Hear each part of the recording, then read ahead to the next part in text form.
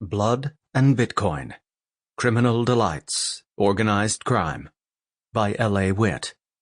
Narrated by Michael Ferraiuolo. Chapter 1. Chris didn't know which of the assholes had split his lip, but did it really matter? Sitting under blanched and buzzing fluorescent lights in an uncomfortable metal chair with his hands bound behind his back, he tongued the cut for the 100th time. At least it had stopped bleeding. The steady trickle down his chin had annoyed him like a bad itch, and there'd been nothing he could do except dip his head and try to brush it off on his t-shirt. The shirt was already trashed, so he didn't care. He scanned the room, searching it yet again for some hint about where he was. No such luck. The bare concrete walls and floor offered nothing. Apart from the chair he was tied to, the room was empty. The structure could have been literally anything from an abandoned warehouse to something still under construction, especially since he hadn't seen a damn thing before he'd been locked in here. He'd been blindfolded when they dragged him from the van into this place, but he'd counted steps. 23 from the vehicle to the stairwell, 12 steps down, hairpin to the left, 12 more steps, another door, 47 steps straight forward, left turn, 12, right turn, 6, door, room, chair. Over and over he replayed that mental map and all the details of his situation. Not that he had a lot of faith that he'd be getting out of here on his terms or on his own power, but it was something to focus on. There were voices outside the room, some just beyond the door behind him.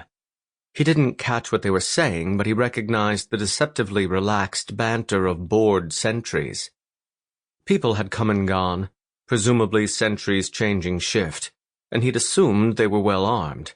After all, between the beating and the blindfold, he'd caught a glimpse of firepower. Pistols, a Mach 10, something big, black, and nasty, and he had no reason to believe the men outside had left those in the van. Zip ties bit into his wrists and ankles.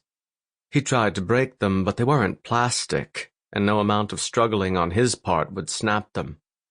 Struggling was a challenge in and of itself. His knee and shoulder had taken a few hits during the struggle. Bruises throbbed all over his body, especially in the places pressed against the chair. He wasn't even sure how long he'd been here. A couple of hours at least, possibly longer. Earlier, a tall black woman in a well-tailored suit had come into the room. Natalie Harper, the consigliere. Even with his bell rung, he'd immediately recognized her face, especially those steely eyes, from his pre-mission briefing. She'd demanded to know why he'd been sniffing around Worley security tech property, what his business was, why she shouldn't have him turned over to the cops or tossed into the river, depending on her whim. He'd gritted his teeth and, quietly and repeatedly, demanded to see her boss.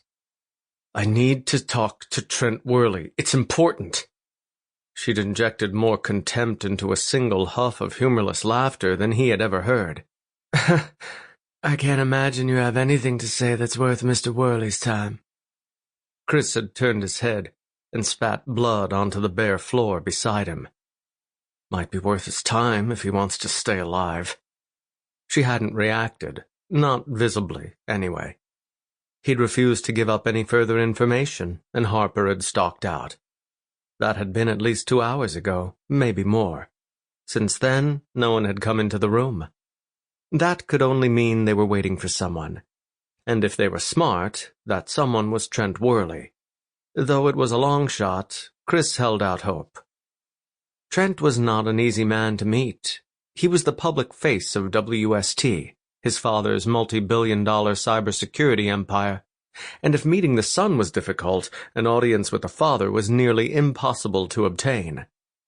Jim Worley never attended functions, preferring to address his shareholders and the media from the comfort of his plush high-rise office, by way of teleconferences and televised speeches. Some said he was a modern-day Howard Hughes, an agoraphobic germaphobe. Others said he was paranoid someone wanted to kill him. Ironically, it was his playboy son who was in the cross. Sample complete. Ready to continue?